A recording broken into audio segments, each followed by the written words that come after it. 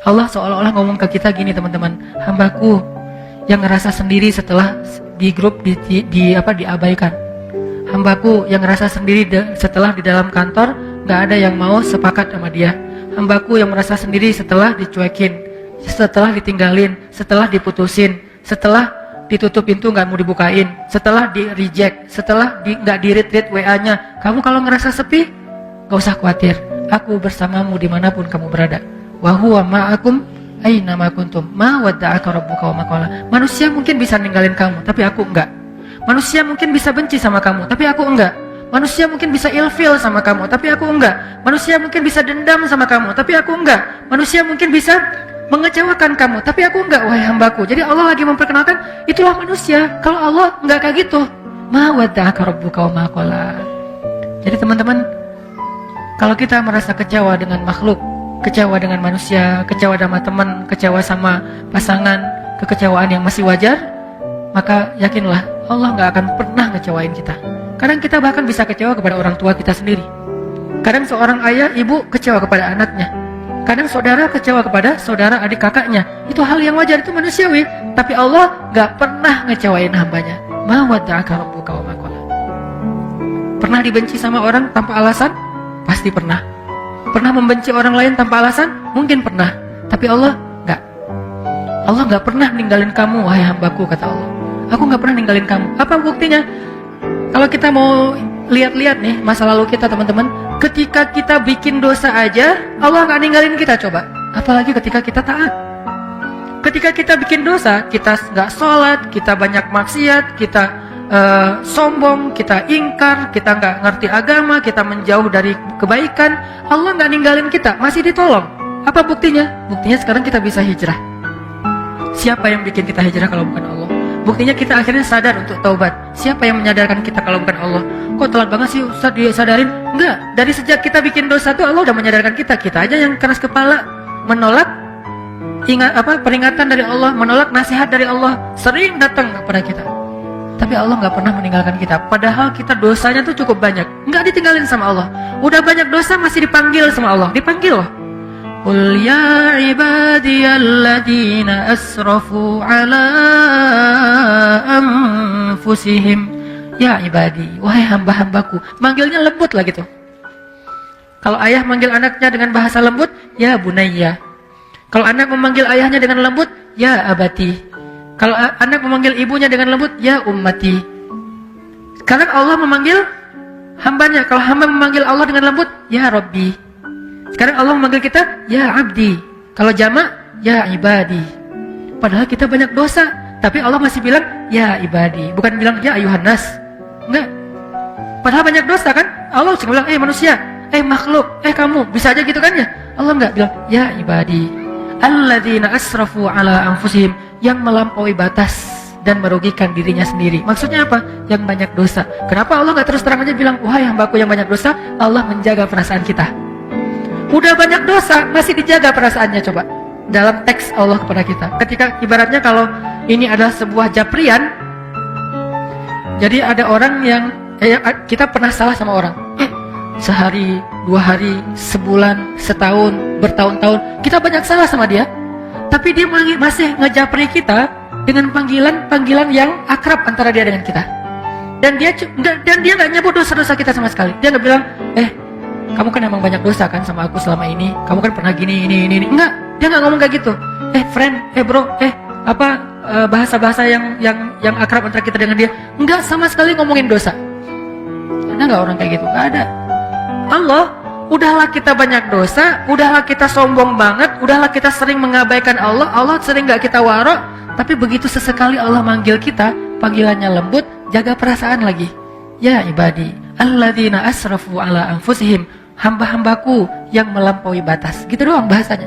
Bukan hamba-hambaku yang hina, hamba-hambaku yang kotor, hamba-hambaku yang pernah berzina, hamba-hambaku yang pernah membunuh, hamba-hambaku yang enggak, yang melampaui batas. Bahasa yang elegan. Tidakkah kita belajar dari Al-Quran? Al-Quran itu teks yang sangat elegan. Hadis, teks yang sangat elegan. Sejak kapan komen kita tidak lagi berkiblat kepada Al-Quran dan hadis? Kita mengaku pembaca Al-Quran, tapi kita komennya tidak Qurani. Kita mengaku mempelajari hadis, tapi komen kita tidak nyunnah. Arti nyunnah nggak elegan seperti Nabi. Pernahkah Nabi menggunakan istilah-istilah yang tidak baik untuk orang lain? Sampai Nabi mengatakan apa? Kalau ada budak perempuan kalian berbuat zina, maka cambuklah dia, tapi jangan cela dia. Cambuk itu bagian dari hak agama, nggak boleh diabaikan, itu hak agama, bagian dari keadilan hukum. Cambuklah dia, tapi jangan cela dia. Lalu kalau dia berzina lagi 2 kali, maka cambuklah dia, tapi jangan cela dia. Kalau dia berzina lagi sampai 3 kali, maka juallah dia walau dengan harga seutas tali, murah, tapi jangan cela dia. Coba, tetap nggak boleh mencela. Terus apakah kita merasa lebih layak daripada Rasulullah untuk mencela orang lain hanya gara-gara berbeda partai, hanya gara-gara berbeda pandangan politik, hanya gara-gara beda mazhab dalam fikih, hanya gara-gara beda geng? Di mana Al-Quran dan Sunnah? Di mana Al-Quran dengan teks elegannya? Di mana Sunnah dengan teks elegannya? Kita mengaku Al-Quran dan Sunnah. Bahkan kita mengaku sebagai ahlinya. Ahlinya apa? Ahlus Sunnah, yang paling berpegang dengan Sunnah. Di mana elegannya? Bukankah Nabi itu terkenal dengan tabligh? Apa arti tabligh? Kemampuan berkomunikasi yang paling baik. Sehingga ketika Nabi bicara, semua orang ngerasa nyaman dengan ucapan Nabi. Soal diterima atau ditolak itu masalah egonya, tapi nyaman pasti nyaman dengan mendengar ucapan Nabi. Sehingga Allah mengajarkan kita, bahkan kepada orang yang udah ngecewain Allah, Allah masih bilang, ya ibadi. Sampai ketika Nabi Musa mau ketemu Jibril, Allah tahu banget Musa, karena Musa orangnya, karena beliau adalah orang yang gagah, karena beliau adalah orang yang terbiasa bicara belak-belakan, beda dengan Harun. Musa dan Harun ini 2 karakter yang berbeda. Harun diplomatis. Kalau Musa, dia apa adanya karakternya. Karena Allah tahu kayak gitu, akhirnya Allah bilang, wa qula lahu qawlan layyinan. Nanti kalau ketemu Firaun, jangan lupa ya, ngomongnya pelan-pelan aja. Ya Allah. Layyin, yang lembut, yang santun, jangan marah-marah. Ketemu siapa? Firaun. Apakah kita lebih rendah daripada Firaun? Sehingga kita layak untuk dimarahi atau kita memarahi orang lain? Apakah teman kita hanya beda masalah sepele, dia lebih jelek dari Firaun? Enggak. Kalau ke Firaun aja dibilang qula lahu qawlan layyinan, lalu siapa yang kita ajak bicara? Sejak kapan istri kita boleh kita sebut dengan ucapan yang buruk? Sejak kapan suami kita boleh kita sebut dengan ucapan yang buruk? Sejak kapan ulama kita boleh kita panggil dengan ucapan yang buruk? Bahkan menyebut kata si saja tidak pantas untuk ulama atau orang yang berdakwah. Apakah dia lebih rendah daripada Firaun hanya gara-gara beda mazhab dan persepsi tentang masalah agama? Tidak. Jadi Allah kepada orang yang marah, kepada orang yang mengecewakan Allah aja, Allah bilang, ibadi alladzina asrafu ala anfusihim. Terus gimana itu dengan Abu Lahab? Hanya Allah yang tahu siapa yang layak digituin. Nabi aja nggak tahu. Nabi ketika turun ayat baru dibacain. Nggak Nabi duluan kan yang memanggil, dia Abu Jahal. Nggak, Allah yang nyuruh. Dia Abu Lahab, Allah yang nyuruh, tabban. Tapi kalau yang lain, Nabi nggak. Bahkan orang munafik aja dirahasiain namanya sama Nabi. Coba, yang tahu nama-nama orang munafik siapa? Huzaifah ibn Yaman, sahibus sirri Rasulillah. Dialah yang menjaga rahasia Nabi, Huzaifah ibn Yaman. Nabi nggak ngasih tahu nama-nama orang munafik terus diposting, dirilis di media sosial biar semua orang tahu nih munafik ya, munafik, munafik. Enggak, kenapa? Karena Nabi tidak mau mencela orang lain. Cukup Huzaifah aja yang tahu. Kenapa? Biar nanti kalau ada apa-apa Huzaifah bisa mengambil sikap. Sampai Umar aja nanya ke Huzaifah, ya Huzaifah, kan Nabi ngasih tahu kepada kamu siapa daftar orang munafik. Kira-kira boleh nggak saya tanya satu hal? Apa Umar? Saya termasuk nggak di antara mereka? Umar aja khawatir. Saya termasuk nggak saya di antara orang munafik? Huzaifah tersenyum. Karena Huzaifah respect banget sama Umar dan pastinya Umar bukan orang munafik. Huzaifah nanya, karena itu bukan rahasia kan? Enggak, wahai Umar, kamu nggak termasuk munafik lah. Alhamdulillah ya Allah. Gitu, dan itu bukan basa-basi teman-teman, bukan pencitraan. Kalau kita berada di posisi Umar nggak akan nanya kan, kepedean banget kan, kita kegeeran, masa sih gua munafik? Nggak, kayaknya nggak banget deh, gitu kan ya.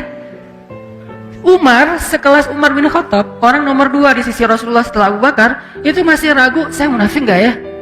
Huzaifah, saya termasuk nggak? Kata Huzaifah, enggak wahai Umar, kamu nggak termasuk lah. Kata Umar, kalau gitu di antara pejabat saya ada nggak? Nah, kata Huzaifah, ada sih. Yang mana? Rahasia. Nabi suruh saya menjaga rahasia, saya nggak akan mau bocorin. Ya udah deh, kalau gitu ntar saya juga tahu lah. Gimana caranya? Kalau ada pejabat Umar yang meninggal, Umar nggak akan datang mensolati dia kalau nggak ngelihat Huzaifah datang mensolati dia. Kalau Huzaifah nggak mensolati, oh berarti dia tuh emang munafik. Jadi caranya nunggu Hudzaifah ibn Yaman. Sampai Hudzaifah wafat baru nggak bisa lagi kedeteksi mana orang munafik. Sehingga di zaman sekarang tiba-tiba kita mengklaim orang lain munafik, tapi kalau kita mengatakan itu sifat nifak, ya munafik sama nifak beda teman-teman. Munafik itu orangnya, nifak itu sifatnya. Jadi tanda-tanda kemunafikan, tapi orangnya belum tentu disebut munafik. Tanda-tanda artinya jangan sampai kita mirip dengan tanda-tanda itu gitu. Makanya Allah bilang, ya ibadi alladzina asrafu ala anfusihim la taqnatu min rahmatillah. Jangan berputus asa dari rahmat aku, kata Allah. Kepada siapa? Pendosa yang ngerasa, aduh kayaknya dosa saya udah kebanyakan nih, gak akan diampuni. Kata Allah, kenapa kamu berpikir kayak gitu sama aku? Kamu hambaku, walaupun kamu banyak dosa, aku tidak akan pernah mempersulit kamu untuk dapat ampunan. Jangan putus asa, minta ampun lagi. Ya Allah, dosa saya tuh sebanyak langit dan bumi. La ubali, kata Allah, aku gak peduli berapa banyak dosa kamu. Coba sebaik apa Allah. Ya Allah, dulu kan saya sering nge-reject engkau panggil saya sehari 5 kali, saya reject. Kalau dipanggil sama atasan, saya datang. Dipanggil sama pacar, bukan datang lagi, lari. Kalau engkau yang panggil, saya abaikan. Ya Allah, gak apa-apa, kata Allah. Coba, kurang pemaaf apa? Sehari 5 kali Allah manggil kita, teman-teman, ngajak ketemuan. Gimana bahasa Allah ngajak ketemuan? Hayya 'alas shalah.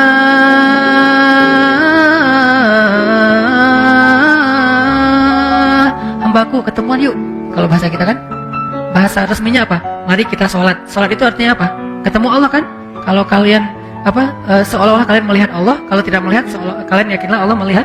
Ketemuan gitu. Allah ngajak ketemuan. Bahasanya kalau diterjemahin selama ini resmi. Saya lebih senang menerjemahkan bahasa daily kita lah. Arti hayya 'alas shalah dalam keseharian kita, yuk ketemuan yuk. Allah ngajak kita ketemuan. Padahal kita yang butuh Allah, Allah gak butuh kita, tapi Allah yang ngajak kita ketemuan. Hayya 'alas shalah.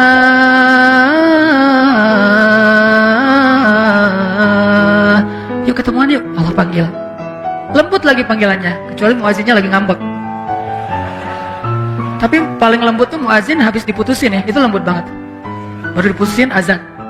Hayya 'alal falah. Azan paling baper tuh, habis diputusin. Allah manggil kita, terus apa yang buat kita berat langkah? Menunda-nunda panggilan Allah. Allah ngajak ketemuan kita kayak gak datang gitu, kayak berat banget. Apa? Takut kita yang harus bayarin. Allah bilang, hayya 'alal falah. Tenang aja, aku yang bayarin. Kalau bahasa kita, falah itu apa? Untung, kamu gak bakalan rugi, tenang aja. Enggak, kamu kok yang bayarin, aku yang traktir, aku yang kasih kerjaan, aku. Ntar kalau misalnya kamu ninggalin sesuatu terus rugi, aku ganti kok. Jadi Allah ngejanjiin kita gak bakalan rugi dengan ketemuan sama Allah, kan gitu kan ya? Hambaku ketemuan yuk. Aduh ya Allah, ada kerjaan, gak apa-apa, nanti aku bujuk atasan kamu supaya gak marah, kata Allah. Aduh ya Allah, ini lagi banyak pembeli nih, gak apa-apa, nanti berapa, aku ganti. Aduh ya Allah, di situ mah mahal, biar saya yang bayar. Duh ya Allah, apapun alasan kita karena kita takut rugi, Allah bilang, gak apa-apa, ketemuan aja. Hayya 'alal falah, kamu pasti untung. Alasannya apa lagi coba? Allah ngajak ketemuan, Allah ngejamin kita gak bakalan rugi. Jadi kalau bahasa kita, hambaku ketemuan yuk, gak usah khawatir, aku yang bayarin. Oh ada kerjaan, ntar aku gantiin. Oh ada pelanggan, ntar aku tambahin rezeki kamu. Terus apa alasan kita gak datang? 5 kali sehari Allah panggil. Padahal dibuka dan ditutup dengan kata-kata Allahu Akbar, Allah yang paling agung. Tapi manggil kita, harusnya kan kita yang begging ke Allah ya, Allah ketemuan dong please. Harusnya kan kita kan ya, harusnya kita bilang Allah hayya 'alas shalah, yuk sini ketemuan sama saya, kan harusnya gitu kan. Kita ke Allah, ya Rabbi. Enggak, Allah yang manggilin kita. Ini agak-agak unik nih. Yang butuh siapa? Yang ngajak siapa, kan gitu. Padahal Allah gak butuh kita, ghaniyun 'anil alamin. Allah gak butuh sama sekali. Kita kufur serentak semuanya, itu gak ngurangin kebesaran Allah. Walaupun setetes air di ujung jarum yang dicelupkan ke laut, gak berkurang. Gara-gara kita kufur, nih biar Allahnya bete nih, kita kufur aja sekalian. Enggak, biasa aja. Kalau kita kufur kan Allah rugi. Siapa bilang? Oh ya udah, biar Allah tambah mulia, kita taat aja. Enggak, ketaatan kita nggak bikin Allah lebih mulia, nggak bikin Allah kekuasaannya bertambah, karena kita nggak ngaruh buat Allah. Mau taat, mau kufur, nggak ngaruh buat Allah, sama sekali nggak ngaruh. Terus ngapain Allah manggil kita? Murni karena sayang, bukan karena butuh. Ibu kita baik-baik ke kita, wajar, karena sayang plus berharap suatu saat kita jadi anak yang berbakti, anak yang ngedoain orang tua, anak yang nanti akan menjaga orang tua, kan gitu kan? Sayang plus ada harapan. Tapi kalau Allah sayang doang, nggak pakai ada harapan-harapan apapun, cuman kasihan aja sama kita, sayang aja sama kita, nggak mau kita rugi, nggak mau kita celaka, nggak mau kita hina. Allah sayang gitu doang sama kita. Hayya 'alas shalah, udah dipanggil kita reject. Ya Allah, Allah kan sering manggil saya tapi saya reject. Gak apa-apa kata Allah. Ya Allah, saya pernah selingkuh loh. Nyelingkuhin Allah, maksud nyelingkuhin Allah, menduakan Allah, mentigakan Allah, mengempatkan Allah. Selingkuh kan? Gimana perasaan kita kalau diselingkuhin? Mau gak manggil-manggil? Ketemuan yuk. Tapi kan aku pernah nyelingkuhin kamu. Oh ya? Wah. Bisa. Kalau ketahuan selingkuh gimana? Gak akan dimaafin lagi seumur hidup. Sampai bukan cuma di dunia, dunia akhirat. Kalau selingkuh, Allah kita selingkuhin itu sering. Allah yang kasih nikmat, terima kasihnya ke makhluk. Allah yang ngasih nikmat, kita persembahannya ke makhluk. Allah yang ngasih nikmat, kita sujudkan jidat kita ke makhluk. Allah yang ngasih nikmat, kita ngaku Tuhannya bukan dia. Bukankah ini bagian dari kita menduakan, mentigakan dalam konsep Islam? Dalam konsep Islam, kita memperlakukan Allah kayak gitu. Apakah Allah marah? Kecuali kita wafat dalam keadaan kayak gitu, baru gak diampuni. Tapi kalau belum wafat, apapun dosa kita, jangan putus asa hambaku. Minta ampun, kata Allah. Minta ampun di sini. Innallaha yaghfirudz dzunuba jami'a. Allah mengampuni semua dosa. Enggak ada yang enggak. Ya Allah, dosa saya tuh langit dan bumi. Aku tidak peduli. La ubali. Aku enggak peduli. Ya Allah, saya pernah gini. La ubali. Ya Allah, saya pernah gitu. La ubali. Saya enggak peduli, saya enggak peduli, enggak peduli. Yang penting kamu minta ampun. Ya, berapa kali bilang astagfirullah? Cuma sekali, cukup. Sekali doang mengampuni semua dosa-dosa kita di masa lalu yang bertahun-tahun lamanya. Kurang apa? Baiknya Allah Subhanahu wa taala. Itu maksud dalam berbuat dosa aja Allah nggak ninggalin kita. Apalagi ketika kita taat. Terus kalau berbuat dosa aja Allah masih sayang sama kita, gimana kalau kita taat kira-kira? Maka apa yang membuat kita khawatir untuk taat sama Allah? Apa yang membuat kita khawatir untuk memilih pilihan Allah? Apa yang membuat kita khawatir untuk sujud kepada Allah? Apa yang membuat kita khawatir untuk melangkahkan kaki ke rumah Allah? Apa yang membuat kita khawatir untuk menyebut nama Allah? Apa yang membuat kita khawatir untuk berdoa kepada Allah? Apa yang membuat kita khawatir untuk tetap istiqomah di jalan Allah? Apa? Takut ditinggalin sama Allah? Dulu dosa aja gak ditinggalin, apalagi sekarang berpahala. Dulu maksiat aja Allah gak ninggalin, apalagi sekarang taat. Terus apa masalah kita? Bukti Allah gak ninggalin kita, sampai sekarang kita masih hidup. Sampai sekarang kita masih sehat. Sampai sekarang kita masih punya keluarga. Sampai sekarang kita dikasih hidayah lagi tuh. Berarti ma wadda'aka rabbuka wa ma qala. Rabbmu gak pernah ninggalin kamu, hambaku.